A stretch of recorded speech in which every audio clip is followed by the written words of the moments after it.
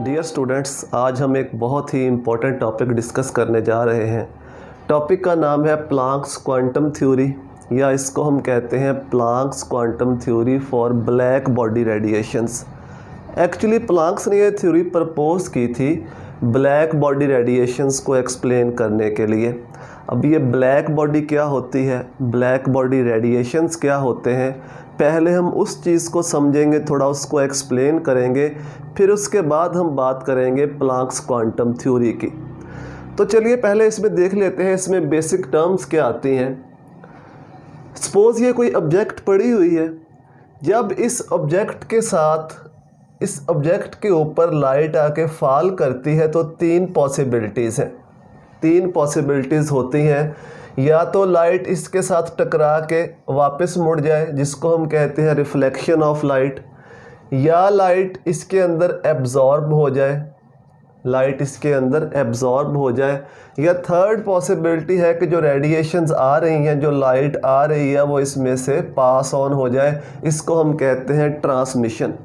तो तीन पॉसिबिलिटीज़ हैं, या तो लाइट रिफ्लेक्ट हो सकती है, या लाइट रिफ्लेक्ट हो सकती है, या लाइट इसके अंदर एब्जॉर्ब हो सकती है, एब्जॉर्ब, या क्या हो सकती है, लाइट की ट्रांसमिशन हो सकती है, ट्रांसमिशन हो सकती है। तीन पॉसिबिलिटीज़ होती हैं जब लाइट या रेडिएशंस किसी भी ऑब्जेक्ट के ऊपर आके फॉल करते हैं। अब ये लाइट रेडिएशंस क्या होते हैं, इन टर्म्स को लेके कंफ्यूज नहीं होना। जो एनर्जी ट्रैवल करती है वो रेडिएशंस या इलेक्ट्रोमैग्नेटिक रेडिएशंस की फॉर्म में करती है। इलेक्ट्रोमैग्नेटिक रेडिएशंस बहुत सी टाइप्स के होते हैं, उनकी एनर्जी की बेस के ऊपर एक्स रेज़ होती हैं, अल्ट्रा वायलेट रेज़ होती हैं, ठीक है, इस तरह से इंफ्रारेड रेज़ होती हैं। जब हम लाइट का लफ्ज़ यूज़ करते हैं तो इसका मतलब है हम बात कर रहे हैं विजिबल रीजन की, यानी उस रीजन की, उन रेडिएशंस की जिनको हम आँख के साथ डिफरेंशिएट कर सकते हैं कि ये रेड कलर की रेडिएशन है, ये ग्रीन कलर की रेडिएशन है, कलर को हम डिफरेंशिएट कर सकते हैं। तो लाइट का लफ्ज़ हम तब इस्तेमाल करते हैं जब हम विजिबल रीजन की बात कर रहे होते हैं। वैसे तो रेडिएशंस के बहुत से रीजन होते हैं उनकी एनर्जी की बेस के ऊपर, तो जब लाइट की मैं बात कर रहा हूँ तो इसका मतलब मैं विजिबल रीजन की बात कर रहा हूँ। लाइट भी रेडिएशन ही है, लाइट भी रेडिएशन ही है, लेकिन लाइट क्यों यूज़ करते हैं, क्योंकि हम विजिबल रीजन की बात कर रहे होते हैं। तो लाइट जब आके फॉल करती है किसी ऑब्जेक्ट के ऊपर, तीन पॉसिबिलिटीज़ हैं, या तो लाइट रिफ्लेक्ट करेगी, या उसमें एब्जॉर्ब होगी, या ट्रांसमिट हो जाएगी, या ऐसे कह लो कि रेडिएशंस जब आके फॉल करती हैं किसी ऑब्जेक्ट के ऊपर तो तीन पॉसिबिलिटीज़ होती हैं। अब ये जो लाइट रिफ्लेक्ट होके आ रही है, इसका जो कलर होता है वही हमें उस चीज़ का कलर नज़र आता है। ये जो रिफ्लेक्ट होके लाइट आ रही है, सपोज़ ये हमें रेड कलर नज़र आ रहा है, इसका मतलब है कि जो लाइट इसके ऊपर पड़ रही है, रेड कलर की लाइट इसमें से रिफ्लेक्ट हो रही है, हमारी आंखों तक पहुंच रही है, तो हमें इसका कलर रेड नज़र आ रहा है। अब ये ब्लैक क्यों नज़र आ रहा है, ब्लैक की क्या रीज़न है? एक्चुअली अगर हम विजिबल रीजन को देखें तो उसमें ब्लैक नाम की कोई चीज़ नहीं है, ब्लैक कोई कलर नहीं होता उसके अंदर। ब्लैक हम कहते हैं एब्सेंस ऑफ लाइट को, लाइट की जब एब्सेंस होती है तो उसी को हम ब्लैक का नाम देते हैं। इसका मतलब ये होता है कि इसके ऊपर जितनी भी लाइट फॉल कर रही है, ये सारी लाइट को एब्जॉर्ब कर रहा है, सारी लाइट को ये एब्जॉर्ब कर रहा है। चूँकि एब्जॉर्ब कर रहा है, एब्सेंस ऑफ लाइट हो जाती है, कोई लाइट रिफ्लेक्ट होकर हमारी आंखों तक नहीं पहुंचती, इसलिए हमें ये क्या नज़र आ रहा है, ब्लैक। वैसे तो हम इसको ब्लैक कलर ही कह देते हैं, लेकिन एक्चुअली ब्लैक होता क्या है, ब्लैक एब्सेंस ऑफ लाइट होता है कि जो भी इसके ऊपर रेडिएशन, जो भी लाइट इसके ऊपर फॉल करती है, ये उसको एब्जॉर्ब कर लेता है। इसके बाद नेक्स्ट टर्म है थर्मल एक्विलिब्रियम। क्या होता है? जब कोई भी सिस्टम और उसके सराउंडिंग का टेम्परेचर इक्वल हो जाता है तो हम कहते हैं कि एक दूसरे के साथ थर्मल एक्विलिब्रियम में है। इसको एक एग्जांपल की मदद से समझते हैं। सपोज़ हम एक रूम में बैठे हुए हैं, उस रूम में हमारे पास एक कप के अंदर गर्मा गर्म चाय पड़ी हुई है या गर्म पानी पड़ा हुआ है इसके अंदर। इसका टेम्परेचर रूम के टेम्परेचर से ज़्यादा है। चूँकि इसका टेम्परेचर रूम के टेम्परेचर से ज़्यादा है तो ज़ाहिरी बात है ये रेडिएशंस को अमिट करेगा, ये रेडिएशंस को अमिट करेगा, और साथ ही साथ ये रूम में मौजूद रेडिएशंस को एब्जॉर्ब भी करेगा, एमिट भी करेगा और एब्जॉर्ब, लेकिन जो एमिशन होगा वो ज़्यादा होगा और जो एब्जॉर्पेशन होगी वो कम होगी, क्योंकि इसका टेम्परेचर ज़्यादा है और जो रूम का टेम्परेचर है वो कम है। चूँकि टेम्परेचर ज़्यादा है तो ये ज़्यादा रेडिएशंस को एमिट करेगा, एब्जॉर्ब भी कर रहा है, लेकिन एब्जॉर्ब करने के मुकाबले में जो इसकी एमिशन का रेट है वो ज़्यादा है, यानी ज़्यादा एनर्जी एमिट कर रहा है। जब भी रेडिएशंस की बात होती है तो इसका मतलब हम एनर्जी की बात कर रहे हैं। कम रेडिएशंस को ये एब्जॉर्ब कर रहा है, ज़्यादा रेडिएशंस को ये एमिट कर रहा है, ज़्यादा एनर्जी निकल रही है, कम एनर्जी एब्जॉर्ब हो रही है। इसका मतलब है कि इसका जो टेम्परेचर है वो आहिस्ता आहिस्ता कम होता जाएगा, डाउन होता जाएगा। एक ऐसा वक्त आएगा जब सराउंडिंग का, रूम का टेम्परेचर और इस कप के अंदर मौजूद जो चाय है, जो पानी है, उसका टेम्परेचर इक्वल हो जाएगा, तो हम कहते हैं कि थर्मल एक्विलिब्रियम आ गया। अब थर्मल एक्विलिब्रियम पे क्या होता है, जितनी रेडिएशंस ये एब्जॉर्ब कर रहा होता है उतनी ही रेडिएशंस को एमिट भी कर रहा होता है, इसलिए मज़ीद इसका टेम्परेचर चेंज नहीं होता। जितनी रेडिएशंस, जितनी एनर्जी को ये एब्जॉर्ब कर रहा है उतनी एनर्जी को ये एमिट भी कर रहा है, उतनी रेडिएशंस को ये एमिट भी कर रहा है। तो इस जो ये कंडीशन है, इस कंडीशन को हम क्या नाम देते हैं, थर्मल एक्विलिब्रियम हम कहते हैं। सराउंडिंग में और इस सिस्टम के दरमियान थर्मल एक्विलिब्रियम आ चुका है। अब ब्लैक बॉडी क्या होती है?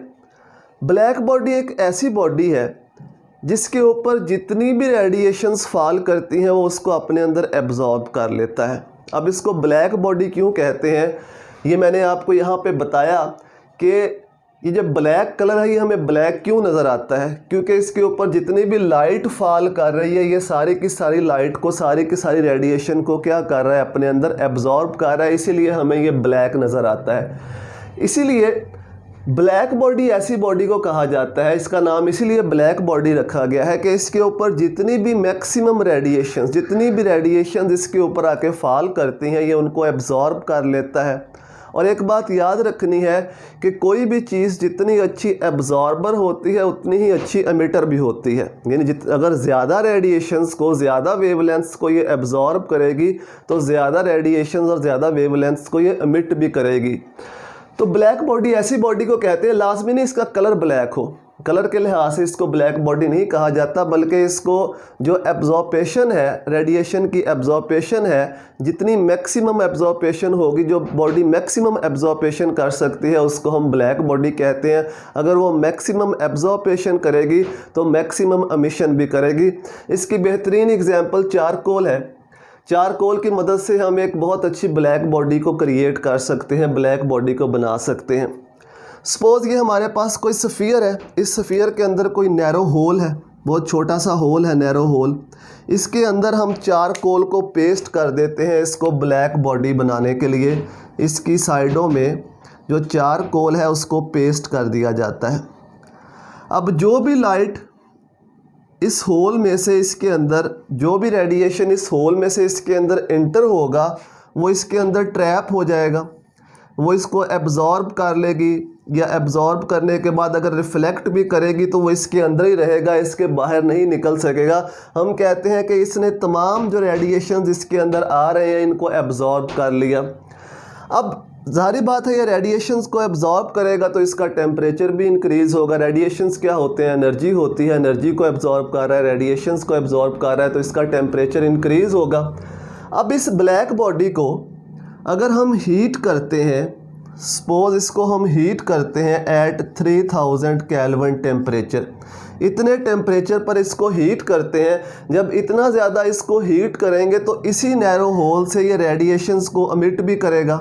अभी मैंने आपको बताया कि अगर टेम्परेचर ज़्यादा होगा सिस्टम का तो वो ज़्यादा रेडिएशंस को एमिट करेगा। जब हम टेम्परेचर बढ़ाते हैं तो ये तकरीबन तमाम वेवलेंथ्स की रेडिएशन को एमिट करता है। जब इन रेडिएशंस को प्रिज्म में से पास करके इनको चेक किया गया, प्रिज्म में से पास किया गया और सामने स्क्रीन के ऊपर इसका स्पेक्ट्रम बना, डिफरेंट स्पेक्ट्रल लाइंस बनी। अब ये स्पेक्ट्रल लाइंस, इन स्पेक्ट्रल लाइंस को जब स्टडी किया गया, इन ब्लैक बॉडी रेडिएशन से जो स्पेक्ट्रल लाइंस बनती हैं, जब इन स्पेक्ट्रल लाइंस को स्टडी किया गया, इनको स्टडी करने के लिए इनका ग्राफ ड्रा किया गया, तो हम देखते हैं कि इनका ग्राफ किस तरह का बनता है। ग्राफ ड्रा करने के लिए उन्होंने क्या किया, अलॉन्ग एक्स एक्सिस लिया उन्होंने वेवलेंथ को, और अलॉन्ग वाई एक्सिस उन्होंने लिया इंटेंसिटी को, यानी कौन सी वेवलेंथ ज़्यादा एमिट होती है, कौन सी वेवलेंथ की एमिशन ज़्यादा होती है, किसकी इंटेंसिटी ज़्यादा है। जब उन्होंने 3000 केल्विन पे इसको हीट किया, रेडिएशन एमिट हुई, उसका उन्होंने ग्राफ ड्रा किया, तो कुछ इस तरह का ग्राफ बना। इस तरह का ये जो सामने आपके नज़र आ रहा है, ये एट डिफरेंट टेम्परेचर मैंने कुछ ग्राफ्स यहाँ पे ड्रा किए हुए हैं। फिर इस तरह से 4000 केल्विन तक इसको हीट किया, फिर जो रेडिएशन एमिट हुई उनका ग्राफ ड्रा किया, 5000 केल्विन, 6000 केल्विन, इस तरह डिफरेंट टेम्परेचर्स पर इसको हीट करते गए इस बॉडी को, और उससे जो रेडिएशंस एमिट हुई उन रेडिएशंस के लिए ग्राफ ड्रा किया गया, इंटेंसिटी को ड्रा किया गया वेवलेंथ के अगेंस्ट। तो कुछ इस तरह के ग्राफ बने। अब उन्होंने एक बात इसमें नोट की कि इन तमाम ग्राफ्स के अंदर कुछ एक ऐसी पर्टिकुलर वेवलेंथ है जिसकी इंटेंसिटी मैक्सिमम है। ये देखो यहाँ पे इंटेंसिटी मैक्सिमम है। अगर इंटेंसिटी वाले एक्सिस से इसको हम मिलाएं तो यहाँ पे इंटेंसिटी मैक्स, इसका मतलब है इस वेवलेंथ की जो इंटेंसिटी है, ये जो वेवलेंथ एमिट हो रही है वो मैक्सिमम है। इस तरह से अगर मज़ीद टेम्परेचर को इंक्रीज़ करें तो ये थोड़ा सा लेफ़्ट की तरफ ये शिफ्ट कर जाता है। यहाँ पे अब इंटेंसिटी मैक्सिमम है, यहाँ पे इंटेंसिटी मैक्सिमम है, और थोड़ा सा टेम्परेचर को इंक्रीज़ किया, इसको हम लैम्डा मैक्स कहते हैं। इसका नाम भी है, इसको क्या कहा जाता है, लैम्डा मैक्स। यानी वो वेवलेंथ जो मैक्सिमम एमिट हो रही है, जिसकी इंटेंसिटी मैक्सिमम है, उसको लैम्डा मैक्स कहा गया। तो ये लैम्डा मैक्स 3000 केल्विन पे, 4000 केल्विन पे जो लैम्डा मैक्स है वो थोड़ी सी लेफ़्ट की तरफ मूव कर गई। 5000 केल्विन पे लैम्डा मैक्स थोड़ी सी और लेफ़्ट की तरफ मूव कर गई। इस तरह से 6000 टेम्परेचर पे जो लैम्डा मैक्स है वो थोड़ी सी और लेफ़्ट की तरफ मूव कर गई। तकरीबन सभी टेम्परेचर्स के ऊपर इसी तरह का पैटर्न आया कि टेम्परेचर बढ़ाते हैं तो जो लैम्डा मैक्स है, यानी वो वेवलेंथ जिसकी इंटेंसिटी मैक्सिमम है, वो थोड़ी सी लेफ़्ट की तरफ मूव करती जाती है। अब ये ग्राफ जो था ये प्रैक्टिकल था, यानी प्रैक्टिकली इसे देखा गया, इन रेडिएशंस को इनको ऑब्ज़र्व किया गया और इसका ग्राफ ड्रा किया गया, तो कुछ इस तरह का ग्राफ बना। एक बात इसमें और कि ये जो एरिया है, इस कर्व के नीचे का जो एरिया है, ये टोटल एनर्जी को शो करता है कि कितनी एनर्जी एमिट हो रही है। ये जो एरिया है ये किस चीज़ को शो करता है, टोटल एनर्जी को, कितनी एनर्जी जो है वो एमिट हो रही है। तो यहाँ से हमें साफ पता चलता है कि 3000 केल्विन पे कम एनर्जी एमिट होती है, 4000 केल्विन पे ये एरिया अंडर द कर्व बढ़ जाएगा तो ज़्यादा एनर्जी एमिट हो रही है, 5000 केल्विन पे और ज़्यादा एनर्जी एमिट हो रही है, 6000 केल्विन पे। और ये जो एरिया है इस कर्व के नीचे का, ये किस चीज़ को शो करता है, टोटल एनर्जी को, जो टोटल एनर्जी जो है वो एमिट हो रही है। अब इस ग्राफ को दो साइंटिस्ट ने एक्सप्लेन करने की कोशिश की क्लासिकल मैकेनिक्स से या क्लासिकल फिज़िक्स से। उन साइंटिस्ट के नाम हैं रिले और जीन्स। इन साइंटिस्ट ने इस ग्राफ को, ये जो प्रैक्टिकल ग्राफ था ये वाला, इस ग्राफ को थ्योरेटिकली क्लासिकल मैकेनिक्स से या क्लासिकल फिज़िक्स से एक्सप्लेन करने की कोशिश की। उन्होंने बहुत सी अटैम्प्ट्स की। उन्होंने हर दफ़ा जब ग्राफ ड्रा किया थ्योरेटिकली तो उन्होंने देखा कि उनकी जो लाइन बनती है वो यहाँ तक तो तकरीबन सेम आती है, यहाँ तक तकरीबन सेम आती है, लेकिन इसके बाद इसमें बहुत बड़ा चेंज आता है। उनकी जो लाइन आ रही थी वो सीधी अपवर्ड मूव कर रही थी बाय यूजिंग क्लासिकल फिज़िक्स। हम क्लासिकल फिज़िक्स की बात कर रहे हैं। क्लासिकल फिज़िक्स में जो रेडिएशंस हैं, हम कहते हैं कि रेडिएशंस का जो एमिशन है वो कंटिन्यूअस होता है, मसलसल रेडिएशंस का एमिशन होता है, जो एब्जॉर्प्शन होती है वो कंटिन्यूअस होती है। तो क्लासिकल फिज़िक्स को यूज़ करते हुए उन्होंने इन ग्राफ्स को एक्सप्लेन करने की कोशिश की, मगर हर दफ़ा वो नाकाम हुए। उन्होंने देखा कि यहाँ तक तकरीबन विजिबल रीजन तक विजिबल रीजन तक जो उनका ग्राफ है वो इस प्रैक्टिकल ग्राफ के साथ तकरीबन मैच करता है, लेकिन जैसे ही विजिबल से अल्ट्रा वायलेट रीजन में आते हैं तो बहुत बड़ी डिविएशन आती है। उनका ग्राफ स्ट्रेट ऊपर को जा रहा है, लेकिन जो एक्चुअल ग्राफ है, जो प्रैक्टिकल ग्राफ है, वो डाउनवर्ड आ रहा है। तो हर बार अटैम्प्ट करने के बाद उनका यही रिज़ल्ट आया। तो उन्होंने इस फिनोमिना को एक स्पेसिफिक नाम भी दिया। इसको उन्होंने कहा कि ये अल्ट्रा वायलेट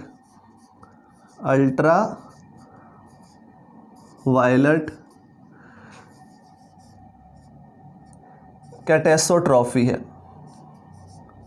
कैटास्ट्रोफी, उन्होंने इस फिनोमिना को क्या नाम दिया? Ultraviolet catastrophe.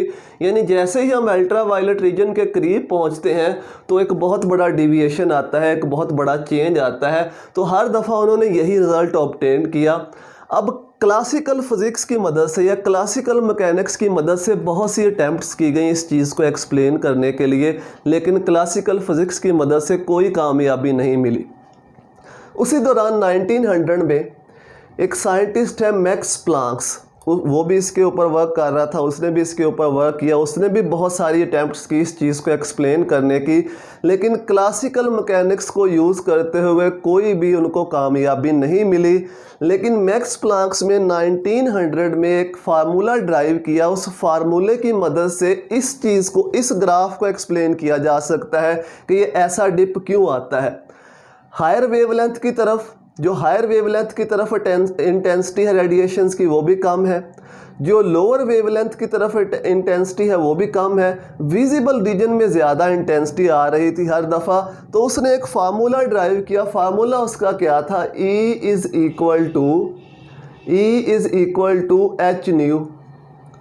उसने कहा कि जो एनर्जी निकलती है, जो एनर्जी एमिट होती है किसी भी ब्लैक बॉडी से या किसी भी बॉडी से, वो इसका इंटीग्रल मल्टीपल होती है। ये न्यू क्या है? फ्रीक्वेंसी। न्यू क्या है? फ्रीक्वेंसी। और एच जो है ये है प्लैंक्स कांस्टेंट। इसको हम प्लैंक्स कांस्टेंट कहते हैं और इसकी वैल्यू कांस्टेंट रहती है। तो उसने कहा कि जो एनर्जी एमिट होती है वो इसका इंटीग्रल मल्टीपल होती है। इंटीग्रल मल्टीपल का क्या मतलब है? अगर यहाँ पे हम n लगा दें और n की वैल्यू मे बी 1 2 3 4 5, मिनिमम इतनी एनर्जी एमिट होगी अगर हम n की वैल्यू 1 पुट करते हैं, या एनर्जी इससे डबल एमिट होगी, या इससे ट्रिपल एमिट होगी, या इससे 4 टाइम्स एमिट होगी। n को इससे मल्टीप्लाई करते जाना है। तो उसने कहा कि इसके दरमियान में एनर्जी नाम की कोई चीज़ नहीं है। इसके दरमियान में एनर्जी नाम की कोई चीज़ नहीं है। इसके दरमियान में कोई एनर्जी इमिट नहीं होती। अगर हम इस चीज़ को लेते हुए इस ग्राफ को एक्सप्लेन करते हैं तो ये बिल्कुल ट्रूली एक्सप्लेन होता है। हालांकि मैक्स प्लैंक्स के पास भी उस वक़्त इस बात का कोई प्रूफ नहीं था, कोई सबूत नहीं था। ये जो चीज़ उसने सामने लिख के दी, इसका कोई प्रूफ नहीं था उसके बाद, लेकिन इसकी मदद से हम इसको एक्यूरेटली एक्सप्लेन कर सकते थे। तो इसका मतलब ये है, ये वाला जो फार्मूला है वो हमें ये बताता है कि जो एनर्जी का एमिशन है वो कंटिन्यूस नहीं होता। या तो मिनिमम इतनी एनर्जी रिलीज़ होगी, या इससे डबल होगी, या इससे ट्रिपल होगी। तो इससे क्लासिकल मैकेनिक्स में कुछ चेंजेस करना पड़ी और बुनियाद पड़ी यहाँ से क्वांटम मैकेनिक्स की। और फिर उस क्वांटम मैकेनिक्स की मदद से बहुत अच्छे अच्छे कंसेप्ट्स को, बहुत अच्छी अच्छी चीज़ों को एक्सप्लेन भी किया गया। फिज़िक्स में आप उसको डिटेल से पढ़ते हैं। तो इस फार्मूले की मदद से उसने कहा कि हम इस ग्राफ को एक्सप्लेन कर सकते हैं। और ये फार्मूला हमें ये क्या बताता है? ये हमें ये बताता है कि जो एनर्जी है वो किसी भी बॉडी से कंटिन्यूस मैनर में एमिट नहीं होती, बल्कि किस मैनर में एमिट होती है? डिसकंटिन्यूस मैनर में। तो अगर हम यहाँ पे बात करें विजिबल रीजन की, जो रेडिएशन का विजिबल रीजन है। अब विजिबल रीजन अगर आपको याद हो तो विजिबल रीजन होता है red, orange, yellow, green, blue, Indigo और वायलेट। ये 7 रेडिएशंस होती हैं, 7 कलर होते हैं जो विजिबल रीजन में होते हैं। और इनकी जो वेवलेंथ है वो इस तरह से इंक्रीज़ करती है। लैम्डा इंक्रीज़ करता है, वेवलेंथ इंक्रीज़ करती है, लेकिन जो फ्रीक्वेंसी है वो नीचे की जानब इंक्रीज़ कर रही है। न्यू जिसे हम कहते हैं फ्रीक्वेंसी नीचे की जानब इंक्रीज़ कर रही है, लेकिन जो लैम्डा है वो ऊपर, यानी इसका जो लैम्डा है जो वेवलेंथ है वो मैक्सिमम है और इसकी वेवलेंथ मिनिमम है। फ्रीक्वेंसी की बात करें तो इसकी फ्रीक्वेंसी मैक्सिमम है विजिबल रीजन में और इसकी जो फ्रीक्वेंसी है वो मिनिमम है। तो इसको हम विजिबल रीजन कहते हैं कि ये रेडिएशंस का या स्पेक्ट्रम का विजिबल रीजन है। अब यहाँ पे अगर हम देखें तो 3000 केल्विन पे, ये मैंने अप्रॉक्सीमेट टेम्परेचर लिया है, ये एग्जैक्ट वैल्यूज़ नहीं है, अपनी तरफ से मैंने सिर्फ समझाने के लिए लिखा है। अगर हम 3000 केल्विन पे देखें कि जो लाइट अमिट हो रही है, जो रेडिएशंस अमिट हो रहे हैं, वो उनकी जो लैम्डा मैक्स है वो तकरीबन किस तरफ है, ज़्यादा वेवलेंथ की तरफ। सपोज़ अगर कह लो कि यहाँ पे जो रेड कलर है उसकी इंटेंसिटी मैक्सिमम है, तो 4000 केल्विन पे ऑरेंज कलर की इंटेंसिटी मैक्सिमम है, 5000 केल्विन पे येलो कलर की इंटेंसिटी मैक्सिमम है। इस तरह से इंटेंसिटी इंक्रीज़ हो रही है, किसको बढ़ाने से, टेम्परेचर को इंक्रीज़ करने से। अब इससे हमें पता चलता है, ये भी पता चलता है कि जो हमें कलर्स हैं, कलर चेंजेस होते हुए कैसे नज़र आते हैं। सपोज़ आप एक रॉड ले लें, आयरन का रॉड ले लें और उसे गर्म करना शुरू कर दें, आग के ऊपर उसे गर्म करना शुरू कर दें। इनिशियली जब आप उसे हीट अप करेंगे, गर्म करेंगे, गर्म तो वो होगा, रेडिएशंस को एब्जॉर्ब करेगा, रेडिएशंस को अमिट भी करेगा, लेकिन हमें उसका कोई कलर नज़र नहीं आएगा। इसका मतलब है कि जो रेडिएशंस वो अमिट कर रहा है वो इस रीजन में नहीं है, विजिबल रीजन में नहीं है, उसके बाहर है, इंफ्रारेड रीजन में है। जो इंफ्रारेड रेडिएशंस होती हैं इनकी एमिशन मैक्सिमम हो रही है हमारे इर्द गिर्द, सबसे ज़्यादा अमिट होने वाली रेडिएशन इंफ्रारेड रेडिएशन है। जैसे हम उसको मज़ीद हीट करते हैं, मज़ीद टेम्परेचर को इंक्रीज़ करते हैं, तो पहले वो हल्का सा रेड होता है, हमें कौन सा कलर नज़र आता है, उसका रेड कलर नज़र आता है। जैसे ही टेम्परेचर और इंक्रीज़ करते हैं, टेम्परेचर और इंक्रीज़ करते हैं, तो उसका हमें कलर कौन सा नज़र आना शुरू हो जाता है, ऑरेंज, रेडिश ऑरेंज कलर नज़र आना शुरू हो जाता है। जैसे ही टेम्परेचर और इंक्रीज़ करते हैं तो उसका कलर हमें क्या नज़र आना शुरू हो जाता है, येलो।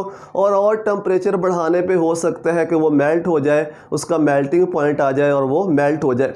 अब इस चीज़ से हमें पता क्या चलता है कि हर टेम्परेचर पर कोई एक ऐसी ख़ास रेडिएशन है, कोई एक ऐसी ख़ास वेवलेंथ है जिसकी इंटेंसिटी मैक्सिमम होती है।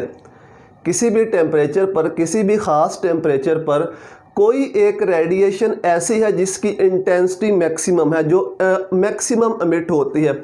3000 केल्विन पर हमें उसका कलर, लोहे के रॉड का कलर रेड नज़र आ रहा है। इसका मतलब ये नहीं है कि उससे रेड कलर की रेडिएशंस ही इमिट हो रही हैं या रेड रेडिएशंस ही उससे इमिट हो रही हैं। वो तमाम रेडिएशंस को इमिट कर रहा है, इंफ्रारेड रीजन में भी कर रहा है, विजिबल में भी कर रहा है, अल्ट्रावायलेट में भी कर रहा है, लेकिन इंटेंसिटी किसकी ज़्यादा है, रेड कलर की, रेड रेडिएशंस की इंटेंसिटी ज़्यादा है। तो इसलिए 3000 केल्विन पे हमें उसका कलर क्या नज़र आता है, रेड नज़र आता है। 4000 केल्विन की बात करें तो 4000 केल्विन पे भी वो तमाम किस्म की रेडिएशंस को इमिट करता है, चाहे इस रीजन की बात करें या इस रीजन की बात करें या इस रीजन की, लेकिन इंटेंसिटी किसकी ज़्यादा है, कौन सी रेडिएशन जो है उसकी इंटेंसिटी ज़्यादा है, ऑरेंज कलर की रेडिएशन। चूँकि इसकी इंटेंसिटी ज़्यादा है, ये ज़्यादा इमिट हो रही है, तो ओवरऑल जो हमें कलर नज़र आएगा वो रेडिश ऑरेंज नज़र आएगा। और टेम्परेचर इंक्रीज़ करें तो किस कलर की, कौन सा कलर जो है, कौन सी रेडिएशन जो है उसकी इंटेंसिटी ज़्यादा मिट होती है, वो ज़्यादा मिट होता है येलो कलर। तो इसलिए फिर उस टेम्परेचर के ऊपर हमें उसका कलर क्या नज़र आता है, येलो। इसका मतलब ये नहीं है कि वो सिर्फ येलो रेडिएशंस ही मिट कर रहा है, रेडिएशंस वो तमाम मिट कर रहा होता है, लेकिन जिसकी इंटेंसिटी मैक्सिमम होती है वो हमें वही कलर नज़र आता है। तो इससे अब आपको पता चल गया होगा कि जो सूरज है वो हमें येलो कलर का क्यों नज़र आता है। सूरज के सरफेस के ऊपर जो टेम्परेचर है वो तकरीबन होता है 6000 केल्विन। अब 6000 केल्विन पे हमें येलो नज़र आ रहा है, इसका ये मतलब नहीं है कि वो सिर्फ येलो कलर की रेडिएशंस को ही इमिट कर रहा है। सूरज के ऊपर आपको पता है फ्यूजन रिएक्शंस होते हैं और फ्यूजन रिएक्शंस में जो रेडिएशंस हैं वो गामा रेडिएशंस भी इमिट होती हैं, एक्स रेज भी इमिट होती हैं बहुत ज़्यादा मिकदार में, लेकिन उसका कलर हमें येलो क्यों नज़र आता है? क्योंकि जैसे ही सनलाइट इंटर होती है एटमॉस्फेयर के अंदर, इस कलर की इंटेंसिटी सबसे ज़्यादा है। ये वाला जो कलर है येलो कलर, इसकी इंटेंसिटी सबसे ज़्यादा होती है। जो बाकी रेडिएशंस होती हैं, बाकी जो कलर होते हैं स्कैटर्ड हो जाते हैं, फैल जाते हैं। जो हमारी आंखों तक कलर पहुंचता है वो कौन सा पहुंचता है? वो येलो कलर पहुंचता है एट 6000 केल्विन। इस तरह से कुछ स्टार्स ऐसे हैं जो हमें ब्लू कलर के भी नज़र आते हैं। उन स्टार्स के ऊपर टेम्परेचर होता है 10,000 केल्विन या इससे भी ज़्यादा टेम्परेचर होता है। अब टेम्परेचर बढ़ाओगे तो जो अमिट होने वाली रेडिएशन है उसकी इंटेंसिटी टुवर्ड्स लोअर वेवलेंथ जाएगी। रेड के बाद ऑरेंज के बाद येलो, फिर ग्रीन, फिर ब्लू, फिर इंडिगो और फिर वायलेट। तो 10,000 केल्विन पे वो जो स्टार्स हैं वो तमाम रेडिएशंस को अमिट कर रहे होते हैं। लेकिन किस रेडिएशन की इंटेंसिटी मैक्सिमम होती है? ब्लू कलर की। तो वो ब्लू कलर हमारी आंखों तक पहुंचता है। तो वो स्टार्स हमें किस कलर के नज़र आते हैं? ब्लू कलर के। इससे हमें ये भी पता चलता है कि गर्मियों में हमें ज़्यादा गर्मी क्यों लगती है, सर्दियों में हमें ज़्यादा सर्दी क्यों लगती है। सपोज़ अपने आप को एक सिस्टम कंसिडर कर लो, आप सिस्टम हो और सराउंडिंग के लिहाज से अपना टेम्परेचर देखो। जब सर्दियां होती हैं तो सराउंडिंग का टेम्परेचर आपकी बॉडी के टेम्परेचर से कम होता है, मतलब आपकी बॉडी ज़्यादा वार्म होती है, सराउंडिंग का जो टेम्परेचर है वो कम होता है। चूँकि आपकी बॉडी ज़्यादा वार्म होती है तो आपकी बॉडी ज़्यादा रेडिएशंस को इमिट करती है, ज़्यादा एनर्जी को इमिट करती है एज़ कंपेयर जितनी एनर्जी वो एब्जॉर्ब कर रही है। एब्जॉर्ब भी हो रही है, इमिट भी हो रही है, लेकिन चूँकि हमारी बॉडी का टेम्परेचर ज़्यादा है तो ज़्यादा रेडिएशंस इमिट होंगी। तो इमिट होने वाली रेडिएशंस पॉसिबली वो इंफ्रारेड रीजन में होती है, इसलिए हमें वो नज़र नहीं आती। हमारे इर्द गिर्द हर वक्त बहुत सी इंफ्रारेड रेडिएशंस मौजूद होती हैं लेकिन नज़र नहीं आती, क्योंकि हमारी आँख में वो सेंसर नहीं है जो इंफ्रारेड रेडिएशंस को देख सके। तो हमारी बॉडी जब सराउंडिंग का टेम्परेचर कम होता है, हमारी बॉडी का टेम्परेचर ज़्यादा होता है, तो हमारी बॉडी ज़्यादा रेडिएशन इमिट करती है, कम रेडिएशन एब्जॉर्ब करती है, तो इसलिए हमें ठंड फील होती है क्योंकि ज़्यादा एनर्जी निकल रही है। लेकिन जब सराउंडिंग का टेम्परेचर बढ़ जाता है, हमारी बॉडी का टेम्परेचर कम हो जाता है, सपोज सराउंडिंग का टेम्परेचर है 45 सेल्सियस, हमारी बॉडी का 37 सेल्सियस है, तो सराउंडिंग से ज़्यादा रेडिएशन जो होंगी वो हमारी बॉडी एब्जॉर्ब करेगी। जब ज़्यादा रेडिएशन एब्जॉर्ब करेगी, ज़्यादा एनर्जी एब्जॉर्ब करेगी, ज़्यादा हीट एब्जॉर्ब करेगी, तो हमें गर्मी फील होगी, गर्मी लगेगी। तो इसी वजह से सर्दियों और गर्मियों का फिनोमिना होता है कि गर्मियों में हमें ज़्यादा गर्मी क्यों लगती है और सर्दियों में हमें ठंड क्यों महसूस होती है। तो यही कुछ बातें थी ब्लैक बॉडी के बारे में। ब्लैक बॉडी क्या होती है, ब्लैक बॉडी रेडिएशंस क्या होते हैं। हालांकि ये आपके सिलेबस में नहीं है, केमिस्ट्री फर्स्ट ईयर की बुक में ये बातें नहीं लिखी हुई, लेकिन ये बातें आपको पता होना लाजमी थी, इसलिए मैंने आपको बताई हैं। इससे पहले कि हम प्लांक्स क्वांटम थ्योरी के बारे में पढ़ते, इन सब चीज़ों का जो मैंने आपको यहाँ पे बताई हैं इनका पता होना लाजमी था। उम्मीद है कि ये आपको जो चीज़ें मैंने समझाने की कोशिश की है वो आपको समझ में आ गया होगा बहुत अच्छे से। तो अब हम बात करते हैं प्लांक्स क्वांटम थ्योरी की। तो प्लांक्स ने यही कहा कि ब्लैक बॉडी से या किसी भी बॉडी से जो रेडिएशन की एब्जॉर्प्शन होती है, जो एमिशन होती है, वो कंटिन्यूस नहीं होती, बल्कि वो क्या होती है, वो डिसकंटिन्यूस होती है। सपोज ये कोई बॉडी है जो रेडिएशंस को एब्जॉर्ब या एमिट कर रही है, तो रेडिएशंस का जो एमिशन या एब्जॉर्प्शन है वो कंटिन्यूस नहीं होता, बल्कि वो छोटे छोटे पैकेट्स की फॉर्म में होता है, डिस्क्रीट फॉर्म में होता है। इन पैकेट्स को हम क्वांटा कहते हैं। इन पैकेट्स को क्या कहा जाता है, क्वांटा, या इन केस ऑफ लाइट, अगर लाइट एमिट हो रही है, लाइट के केस में इसको फोटोन भी कह देते हैं। लाइट के केस में, लाइट को मैंने आपको बताया कि जब हम विजिबल रीजन की बात कर रहे होते हैं तब हम उसे लाइट कह देते हैं। इन केस ऑफ लाइट हम क्या कह देते हैं, फोटोन। हम कहते हैं कि ये फोटोन एमिट हो रहे हैं, या क्वांटा, या हम इसे कहते हैं कि जो पैकेट ऑफ एनर्जी हैं वो किसी बॉडी से एमिट हो रहे हैं या एब्जॉर्ब हो रहे हैं। अब इन तमाम पैकेट्स के साथ, इन तमाम फोटॉन्स के साथ अपनी एनर्जी एसोसिएट होती है। मतलब इस पैकेट की कुछ अपनी एनर्जी होगी, इसकी कुछ अपनी एनर्जी होगी, इसकी कुछ अपनी एनर्जी होगी। ये एनर्जी किस चीज़ पे डिपेंड करता है, ये एनर्जी 3 फैक्टर्स पे डिपेंड करती है कि इनकी फ्रीक्वेंसी, जो इनके अंदर ये वेव्स मौजूद है, इनकी फ्रीक्वेंसी कितनी है, इसकी वेवलेंथ कितनी है या इसका वेव नंबर कितना है। तो इनकी जो एनर्जी होती है वो तीन चीज़ों पे, इस पैकेट की कितनी एनर्जी होगी, इसकी कितनी एनर्जी होगी, इसकी कितनी एनर्जी होगी, वो किस चीज़ पर डिपेंड करता है, वो फ्रीक्वेंसी के ऊपर डिपेंड करता है, वेवलेंथ के ऊपर डिपेंड करता है और वेव नंबर के ऊपर। तो फ्रीक्वेंसी क्या होती है, फ्रीक्वेंसी इसको हम न्यू से रिप्रेजेंट करते हैं, न्यू इसको ऐसे लिखते हैं, new number of waves passing through a certain point in 1 second. ये हमने एक पॉइंट सेलेक्ट कर लिया, अब इस पॉइंट से 1 सेकंड में कितनी वेव्स पास ऑन हो सकती हैं उसको हम क्या कहते हैं, उसको हम कहते हैं फ्रीक्वेंसी। फ्रीक्वेंसी के यूनिट क्या होते हैं, पर सेकंड, पर सेकंड, या इसको हम हर्ट्स भी, हर्ट्स यूनिट्स में भी इसको रिप्रेजेंट करते हैं। पर सेकंड क्यों, क्योंकि हमने यही देखना है कि 1 सेकंड में एक सर्टन पॉइंट से कितनी वेव्स पास ऑन हो रही हैं, उसको फ्रीक्वेंसी कहते हैं। और फ्रीक्वेंसी का एनर्जी के साथ रिलेशन क्या है, energy is directly proportional to frequency. जितनी फ्रीक्वेंसी ज़्यादा होगी उतनी ही एनर्जी भी ज़्यादा होगी। अगर इन रेडिएशंस की फ्रीक्वेंसी ज़्यादा है तो इनकी एनर्जी भी ज़्यादा होगी। अगर इस प्रोपोर्शनैलिटी को हटाएं तो यहाँ पे कांस्टेंट आएगा, E is equal to h nu, इसको हम प्लैंक्स कांस्टेंट कहते हैं। तो ये हो गया फ्रीक्वेंसी का रिलेशन एनर्जी के साथ। अगर फ्रीक्वेंसी ज़्यादा है तो एनर्जी क्या होगी, वो ज़्यादा होगी। दूसरा होता है वेवलेंथ, वेवलेंथ। अब वेवलेंथ क्या होता है, लैम्डा। वेवलेंथ क्या होता है, लैम्डा। वेवलेंथ को हम डिफाइन कैसे करते हैं, हम कहते हैं distance between two adjacent crust और ट्रफ। किसी भी वेव के दो एडजेसेंट क्रस्ट और ट्रफ का जो दरमियानी फासला है उसको वेवलेंथ कहते हैं। सपोज ये एक रेडिएशन मूव कर रहा है वेव की फॉर्म में। अब अगर हम यहाँ पे देखें तो यहाँ से लेकर यहाँ तक का डिस्टेंस, इसको हम वेवलेंथ कह सकते हैं, या यहाँ से लेकर यहाँ तक का डिस्टेंस, इसको हम क्या कह सकते हैं, वेवलेंथ, जिसको हम लैम्डा से रिप्रेजेंट करते हैं। और जितनी वेवलेंथ ज़्यादा होगी उतनी एनर्जी कम हो जाएगी, जितनी वेवलेंथ ज़्यादा होगी उतनी एनर्जी कम हो जाएगी। इसी को हम मॉडिफाई करते हैं। जो न्यू होता है, न्यू होता है सी ओवर लैम्डा। न्यू किसके इक्वल होता है, सी ओवर लैम्डा के। तो यहाँ पे न्यू की जगह पे सी ओवर लैम्डा पुट कर दो, ये इक्वेशन क्या बन जाएगी, E is equal to h into c over lambda.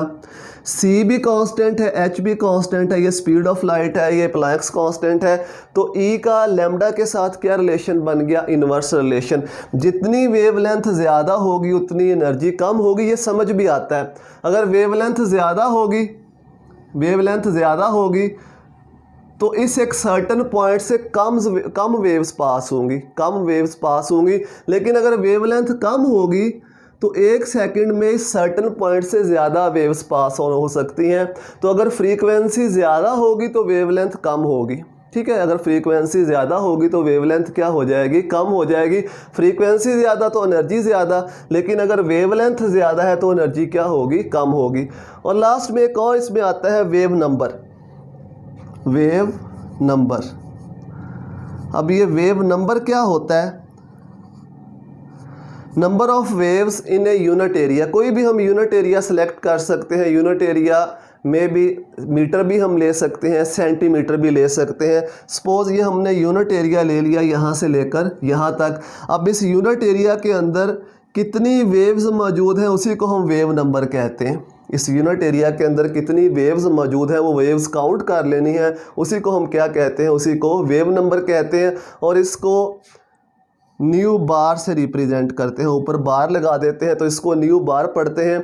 और न्यू बार जो होता है, new bar is reciprocal of wavelength. ये किसका रेसिप्रोकल होता है, वेवलेंथ का। तो यहाँ पे इस वेवलेंथ की जगह पे 1 ओवर लैम्डा की जगह पे हम क्या पुट कर देंगे, न्यू बार। तो इक्वेशन बन जाएगी E is equal to h c nu bar, ये इक्वेशन बन जाएगी। अब न्यू बार का क्या रिलेशन बन गया, nu bar is directly proportional to energy. मतलब जितना ये ज़्यादा होगा, न्यू बार जितना ज़्यादा होगा, वेव नंबर जितना ज़्यादा होगा उतनी एनर्जी ज़्यादा होगी। इस इक्वेशन को आप ऐसे लिख लो, E is equal to h c into 1 over lambda. अब 1 ओवर लैम्डा की जगह पे हमने क्या पुट कर दिया, न्यू बार। तो ये रिलेशन बन गया। इसका मतलब है कि इस पैकेट की, इस क्वांटा की जो एनर्जी है वो किस पे डिपेंड करती है, फ्रीक्वेंसी पे, वेव नंबर पे और वेव लेंथ पे। अगर फ्रीक्वेंसी ज़्यादा होगी, वेव नंबर ज़्यादा होगा तो एनर्जी ज़्यादा होगी, लेकिन अगर वेव लेंथ ज़्यादा होगी तो इस पैकेट की जो एनर्जी है वो कम होगी। तो यही है प्लांक्स क्वांटम थ्योरी, जिसको हम प्लांक्स क्वांटम थ्योरी कहते हैं। बैकग्राउंड मैंने आपको बताया, जो कि बताना लाजमी था और आपको उसका पता होना भी लाजमी है। उसके बाद फिर जो प्लांक्स क्वांटम थ्योरी है वो तो इतना मतलब उसमें ज़्यादा डिटेल नहीं है, वो मैंने आपको एक्सप्लेन कर दी। उम्मीद है कि ये आपको समझ में आ गया होगा कि प्लांक्स क्वांटम थ्योरी क्या है, ब्लैक बॉडी क्या है, ब्लैक बॉडी रेडिएशंस क्या होते हैं। अगर आपको ये वीडियोस हेल्पफुल लगती हैं तो अपने दोस्तों के साथ शेयर करें, उनको बताएं ताकि वो भी हेल्प ले सकें। दुआओं में याद रखिएगा। अल्लाह हाफिज़।